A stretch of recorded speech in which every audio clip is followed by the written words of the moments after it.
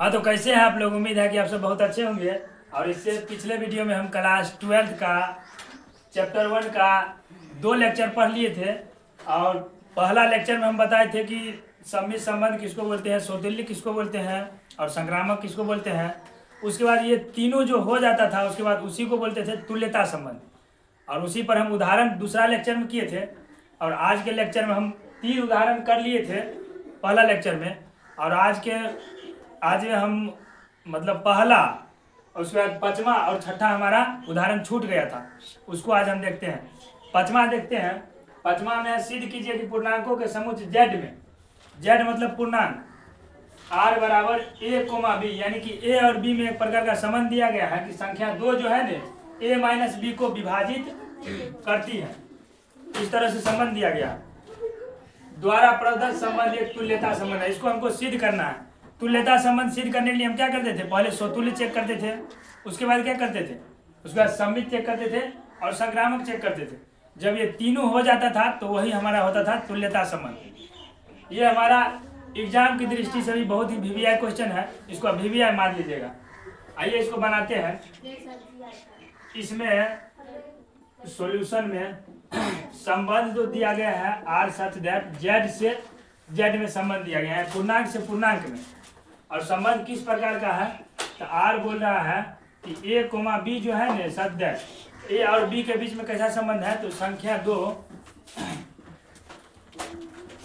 दो जो है ए माइनस बी को विभाजित करती है। ठीक है, संख्या 2 जो है ए माइनस बी को विभाजित करती है। इसको हम पहले स्वतुल्य पर चेक कर लेते हैं। आइए स्वतुल्य पर चेक करते हैं। एक में स्वतुल्य संबंध, स्वतुल्य संबंध में हम जानते थे इसका परिभाषा ही होता था खुद का खुद से संबंध। तो खुद का खुद पर चेक करेंगे। अच्छा, ए माइनस मतलब यहाँ ए माइनस बी है ने, तो खुद का खुद पर जब चेक करेंगे तो ए माइनस बी बट्टा ए माइनस ए बट्टा 2, क्योंकि खुद का संबंध करेंगे तो ए और यहाँ पर भी ए ही हो जाएगा। यहाँ पर ए माइनस ए और बट्टा में 2। अच्छा, ए में से किसी ए को घटाएंगे, जैसे 5 में से 5 को घटाएंगे तो 0 आएगा। उसी तरह ए में से ए को अगर हम घटाते हैं तो हमारा 0 आता है। और नीचे में 2 है, किसी 0 में किसी संख्या से जब भाग देंगे तो वो क्या आएगा, 0 आएगा। अच्छा, 0 क्या पूर्णांक है, 0 एकदम से पूर्णांक है। और पूर्णांक यदि है तो निश्चित तौर पर से ए और बी बिलोंग टू आर है, यानी कि संबंध रख रहा है। तो ये क्या हो जाएगा हमारा, यहाँ पर हो जाएगा A comma B belongs to R, क्योंकि जब ए माइनस ए को हम 2 से भाग दिए स्वतुल्य संबंध चेक करने के लिए तो हमारा एक पूर्णांक आ गया। पूर्णांक जब पूर्णांक आ गया इसका मतलब ए भी क्या है, बिलोंग्स टू आर है। इसलिए हम लिखेंगे कि आर क्या है, स्वतुल्य संबंध है। इस तरह से स्वतुल्य संबंध तो आ गया। अब हम लोग सम्मित चेक करते हैं कि क्या ये सम्मित है या नहीं है। तो बी में हम लोग सम्मित चेक करेंगे।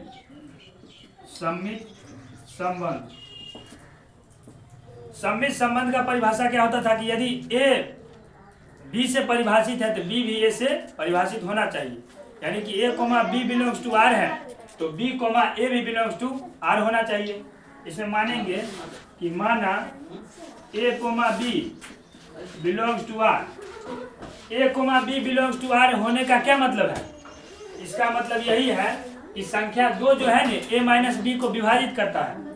तो लिखेंगे संख्या 2 जो है ए माइनस बी को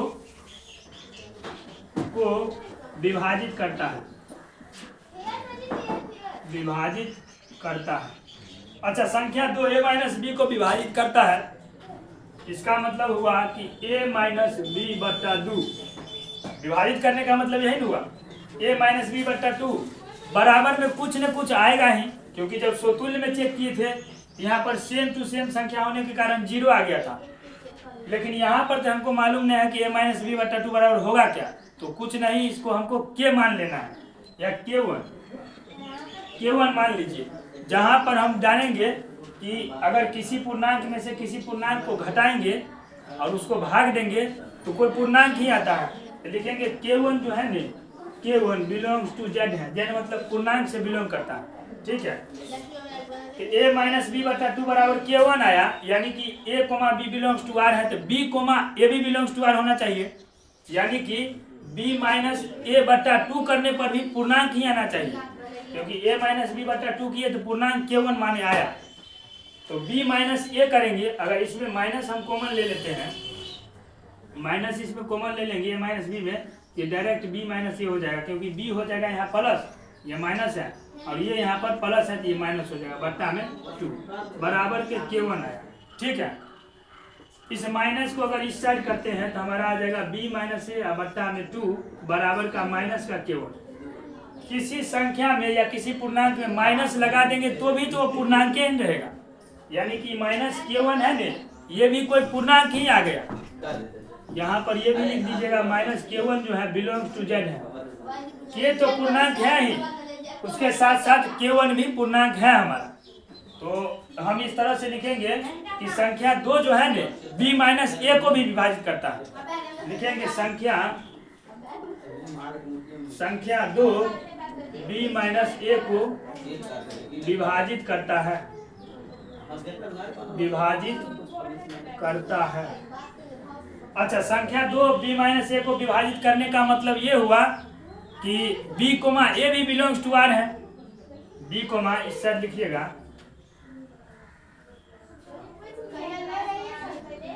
यहाँ से इसका मतलब ये हुआ कि संख्या जो है ना, संख्या 2 b माइनस ए को, अच्छा संख्या 2 b माइनस ए को विभाजित करता है, ये तो लिख दिए संख्या 2 b माइनस ए को। इसका मतलब ये हुआ कि b comma a belongs to भी R है। अच्छा, यहाँ पर a comma b belongs to R था और यहाँ पर हम ला दिए b कोमा ए भी बिलोंग्स टू R है, इसका मतलब यह सम्मित भी है, लिखेगा इसलिए R सम्मित संबंध है, सम्मित संबंध है। ठीक है, हमारा समतुल्य आ गया, सम्मित आ गया। अब हम लोग का संक्रामक बाकी है, संक्रामक चेक करते हैं किस तरह से होगा। संक्रामक संबंध, संक्रामक संबंध, ठीक है, सी नंबर। संक्रामक संबंध में हम लोग जानते हैं कि मानेंगे ए बी और बी सी, तो लिखेंगे माना A comma B belongs to R है तथा B comma C belongs to R है।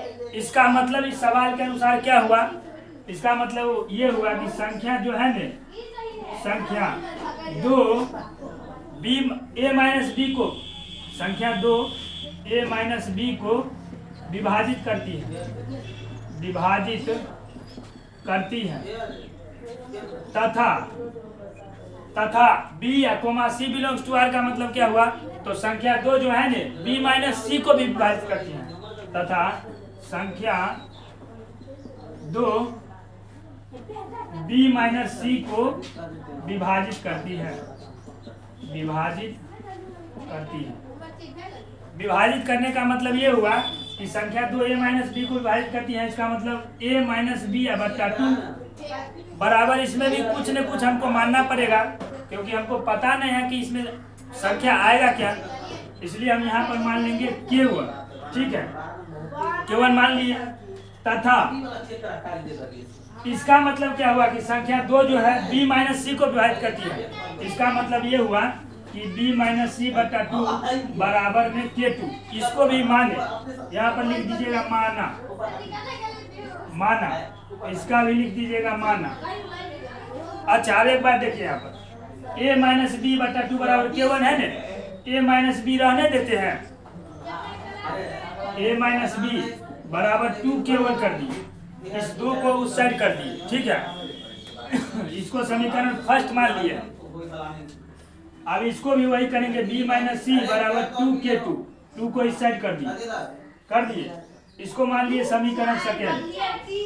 हमको लाना क्या रहता है इसमें संक्रामक में कि a का b से है, b का c से है, नहीं तो a का c से भी होना चाहिए। तो a का c से लाने के लिए समीकरण फर्स्ट और सेकेंड को हम लोग जोड़ते हैं, समीकरण फर्स्ट और प्लस समीकरण सेकेंड। फर्स्ट और सेकेंड को जोड़ने पर हमको क्या मिलता है, देखिए यहाँ पर a माइनस बी है तो a minus B plus b minus C बराबर में 2k1 प्लस में 2k2। ठीक है, ये दोनों है ना k1 और k2। यहाँ पर इस साइड लिख लीजिएगा कि k1 k2 है ना बिलोंग्स टू z है, यानी कि k1 भी पूर्णांक है और k2 भी पूर्णांक है, इस बगल में लिख लीजिएगा। अच्छा, यहाँ से b और b काट दिए तो हमारा बच गया a माइनस सी बराबर 2, इसमें कॉमन लिए 2 तो k1 प्लस में k2। ठीक है, k1 प्लस k2 आया ना। अब इस 2 को इस साइड कर लीजिए तो हमारा आ जाएगा a माइनस सी बट्टा 2 बराबर k1 प्लस k2।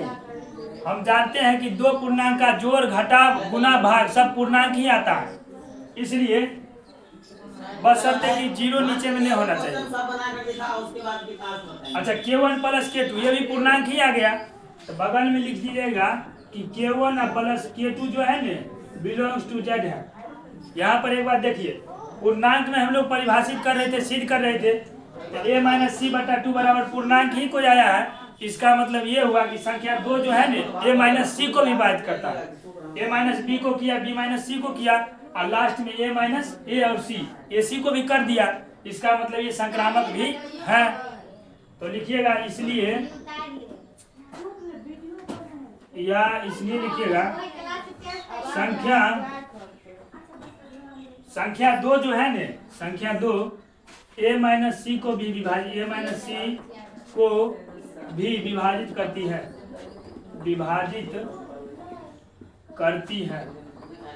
विभाजित करने का मतलब हुआ a, c belongs to r।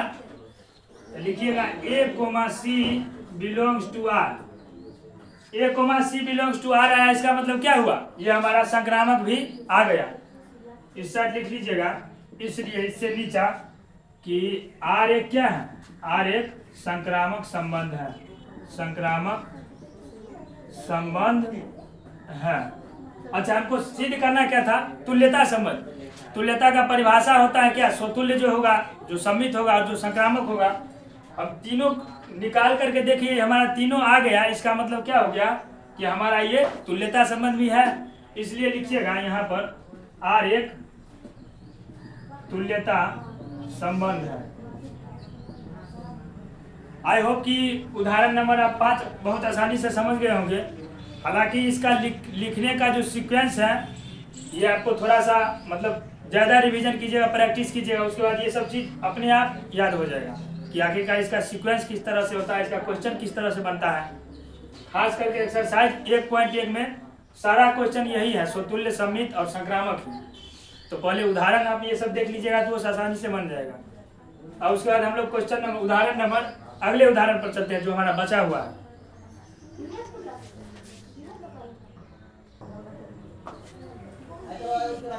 अच्छा, अब हम लोग क्वेश्चन नंबर उदाहरण नंबर 6 देखते हैं। उदाहरण नंबर 6 में आखिरकार क्या कर रहा है।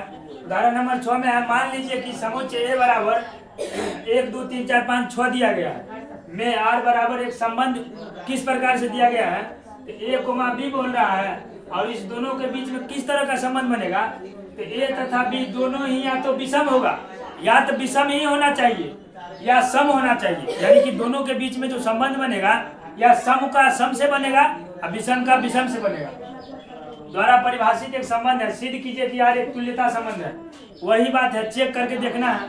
उसके बाद फिर एक क्वेश्चन दिया गया है कि सिद्ध कीजिए कि उपसमुच्चय 1 3 5 7 के सभी अवयव एक दूसरे से संबंधित है और उपसमुच्चय इतना के सभी अवयव एक दूसरे से संबंधित है, परंतु उपसमुच्चय इतना का कोई भी अवयव से इतना के किसी अवयव से संबंधित नहीं है। ठीक है, पहले हम लोग चेक कर लेते हैं कि इसमें जो है संबंध क्या हमारा तुल्यता है या नहीं। तो सबसे पहले दिया गया है सॉल्यूशन में a बराबर तो हमारा दिया गया है कितना, 1 2 3 4 5 और 6। a बराबर इतना दिया गया है। r बराबर क्या है, कोमा, r बराबर हमारा a, b है, सच दैट में a तथा b दोनों ही या तो सम है या विषम है। दोनों ही a तथा b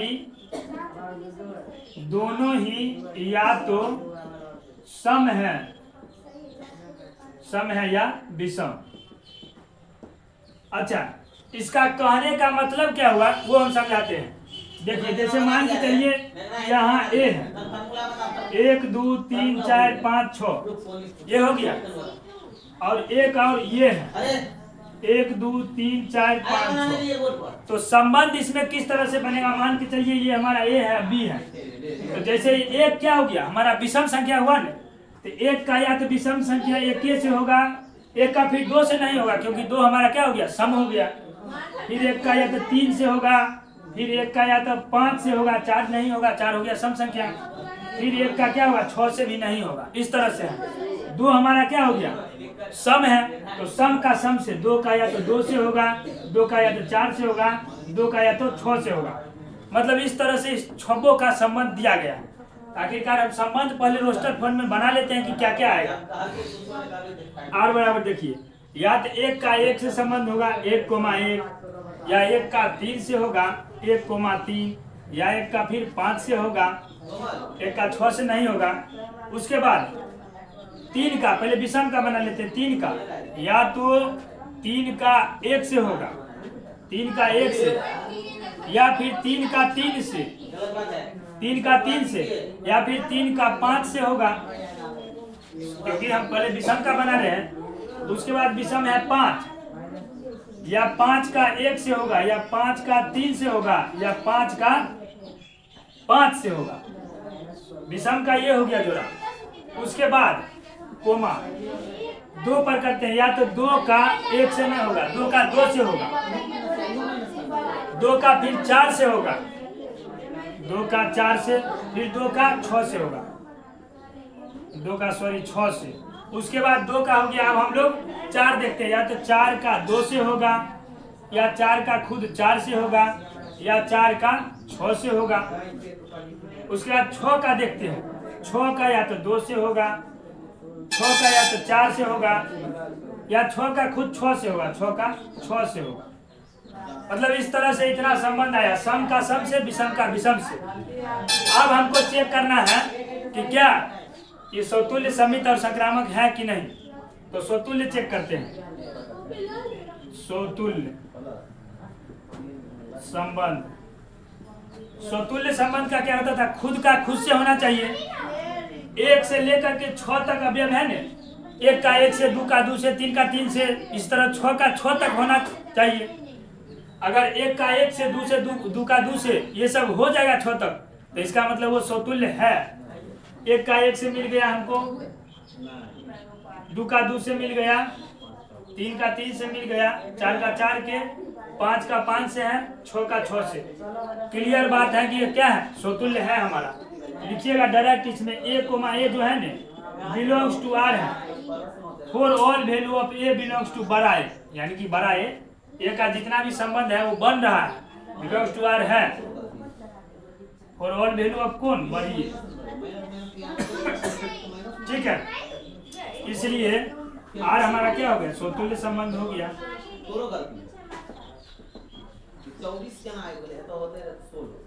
अच्छा, स्वतुल्य संबंध तो हमारा आ गया। अब हम लोग सम्मित चेक कर लेते हैं।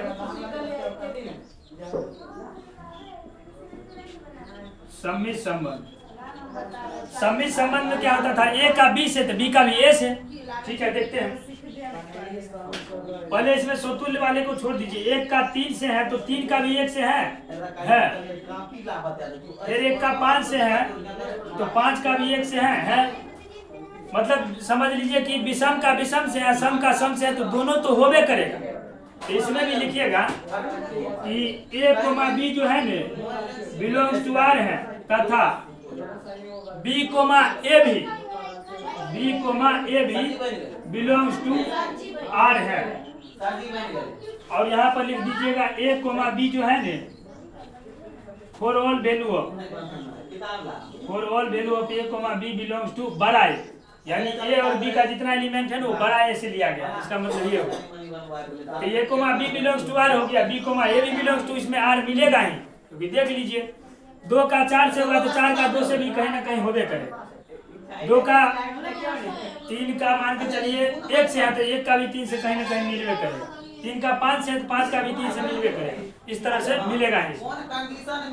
इसलिए आर क्या हो गया, सममित सममित क्वेश्चन आपका हुआ संबंध है। का एक इस तरह से हमारा सममित भी हो गया। अब हम लोग संक्रामक चेक करते हैं। a minus b into x संक्रामक संबंध a प्लस बी माइनस 2। अच्छा, संक्रामक संबंध में क्या होता था, एक का अगर मान के चलिए बी से होना चाहिए, बी का सी से, ए का फिर सी से होना चाहिए, तब नहीं होता था। ठीक है, देखिए अच्छा, समतुल्य वाले तो इसमें छोड़ दीजिए, क्योंकि एक का एक से, एक का तीन से, अगर इसको मान लीजिए तो तीन से कोई शुरू हो रहा है, तीन का एक से है, तो तीन और तीन हट गया, यानी ए का बी के, बी का सी से, तो ए का सी से यहाँ पर मिल गया। उसी तरह पाँच का एक से चेक करेंगे, एक का पाँच से, फिर पाँच का एक से, पाँच हट गया तो एक एक हमारा मिल गया। मतलब इसमें भी हमारा मिल ही जाएगा। इसमें भी लिखिएगा कि ए कोमा जो है ना बी बिलोंग्स टू आर है, तथा बी कोमा सी जो है ना ये भी बिलोंग्स टू आर है, और ए कोमा सी जो है ना ये भी बिलोंग्स टू आर है। इसलिए आर क्या है, संक्रामक संबंध है, संक्रामक संबंध है। अच्छा, संक्रामक संबंध यानी तीनों संबंध ये आ गया, इसका मतलब ये तुल्यता भी है। इसके बाद लिखिएगा यहाँ पर आप देखो ये दोनों जिसके बराबर है, इसलिए आर एक अब हम यहाँ पर लिखेंगे तुल्यता संबंध है। ठीक है, अच्छा तुल्यता संबंध तक तो हम चेक कर लिए। उसके साथ साथ क्या करा, साथ ही सिद्ध कीजिए कि उपसमुच्चय इतना के सभी अवयव एक दूसरे से संबंधित है। यानी कि विषम का इसमें विषमेश होगा, सम का समेश होगा। तो ये लिख लीजिएगा इधर, इसका साथ ही सिद्ध कीजिए कि उपसमुच्चय इतना के सभी अवयव एक दूसरे से संबंधित है, और उपसमुच्चय इतना के सभी अवयव एक दूसरे से संबंधित है। लिखिएगा क्योंकि आर के, यानी कि हो जाएगा ये दोनों घटाएंगे तो माइनस 2 आर के सभी अवयव, आर के सभी अवयव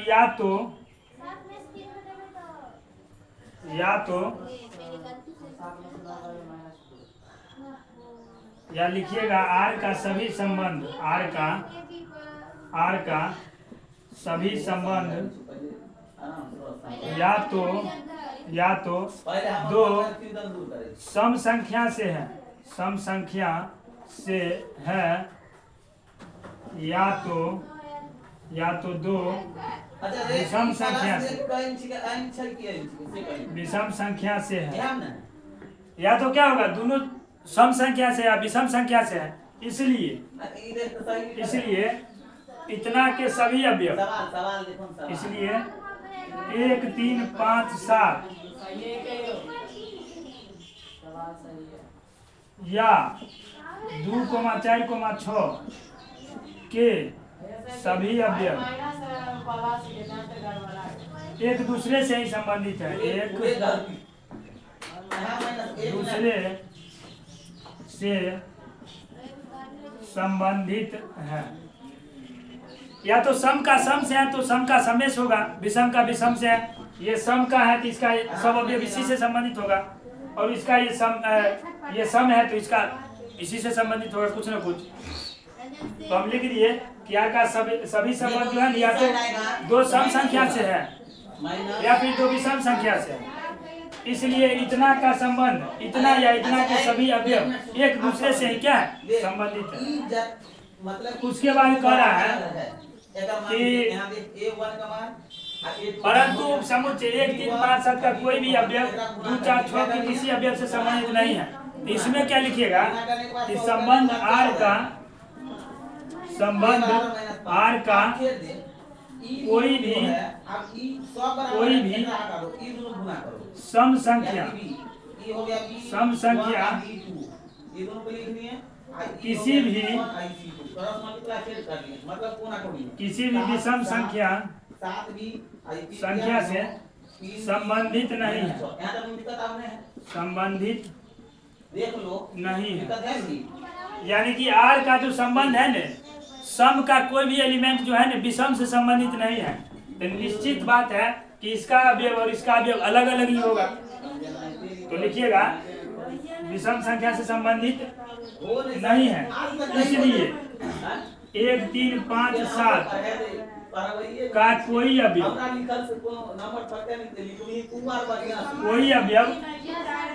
2 4 6 के किसी अवयव से संबंधित नहीं है।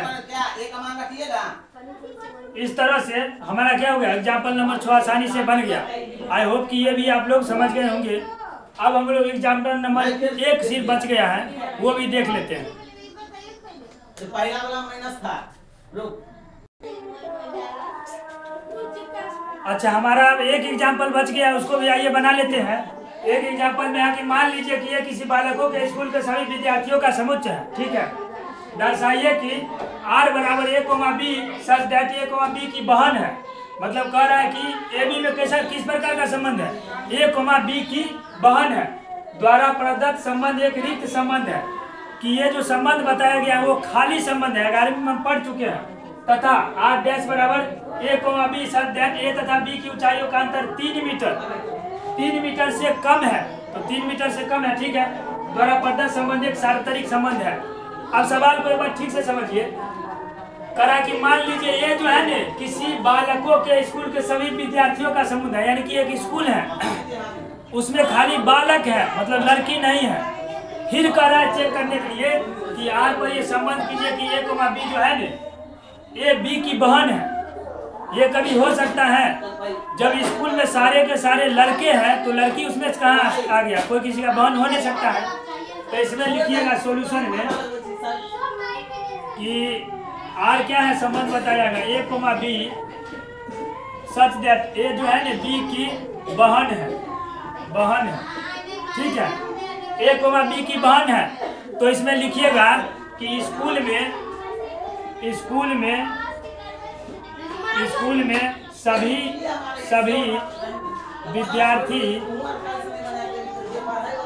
विद्यार्थी क्या है, लड़का है। सभी विद्यार्थी लड़का है, यानी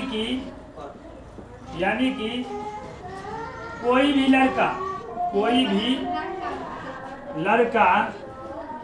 किसी भी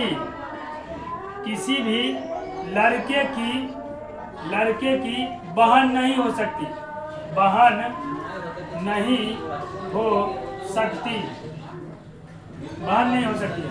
इसका मतलब ये हुआ कि जब ये संबंध बन ही नहीं रहा है, A, B का बहन बोल रहा है, जबकि lड़का का खाली समुच्चय है, तो कोई भी लड़का किसी लड़के का बहन तो होगा नहीं। तो हम लिख सकते हैं कि A, इसलिए R क्या है, R एक रिक्त समुच्चय है, रिक्त समुच्चय, ठीक है। R हमारा रिक्त संबंध आ गया, सॉरी, R एक रिक्त संबंध है, ठीक है। R हमारा जब रिक्त संबंध आ गया, उसके बाद फिर कह रहा है कि R डैश है ना वो A, B सब्जेक्ट बोल रहा है A तथा B की ऊंचाइयों का अंतर 3 मीटर से कम है।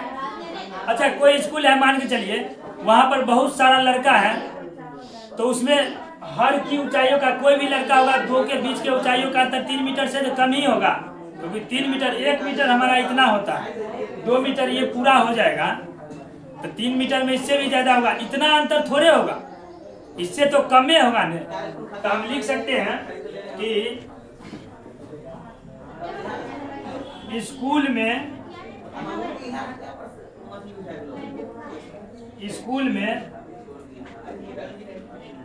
में सभी विद्यार्थियों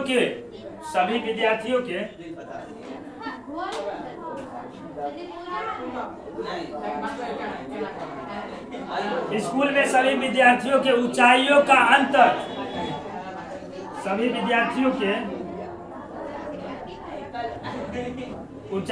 अंतर, 3 मीटर से अरे कौन कंडीशन असंगत होता है? कम ही होगा। कम होगा इसका मतलब संबंध रखता है, अतः आर डैश हमें करना है सार्वत्रिक समुच्चय। तो सार्वत्रिक समुच्चय आखिरकार कहते किसको है? जैसे मान के चलिए हमारा कोई ए हो गया, ये भी मान के चलिए ए है, 1 2 3 इसमें भी है, 1 2 3 इसमें भी है। ये सार्वत्रिक समुच्चय कब होगा? जब ए गुने ए, मतलब ए से लेकर के ए में जब गुना कीजिएगा उसमें जितना एलिमेंट आएगा वो सारा हमारा सार्वत्रिक समुच्चय हो गया। तो इसमें भी संबंध जब सबसे बनवे करेगा तो इसका मतलब सार्वत्रिक समुच्चय है। अतः आर डैश बराबर ए गुने ए एक सार्वत्रिक समुच्चय होगा। इस प्रकार से आप उदाहरण नंबर 1 समझ गए होंगे। यहाँ पर ज्यादा हल्ला हो रहा है, मतलब समझ लीजिए कि उधर में बाजा बज रहा है और इसी स्थिति में वीडियो बनाना पड़ रहा है, तो थोड़ा सा साउंड का प्रॉब्लम हो सकता है, इसके लिए हम माफी चाहेंगे। तब तक के लिए धन्यवाद। इससे अगले लेक्चर में हम मिलेंगे एक्सरसाइज 1.1 के साथ। तब तक के लिए धन्यवाद।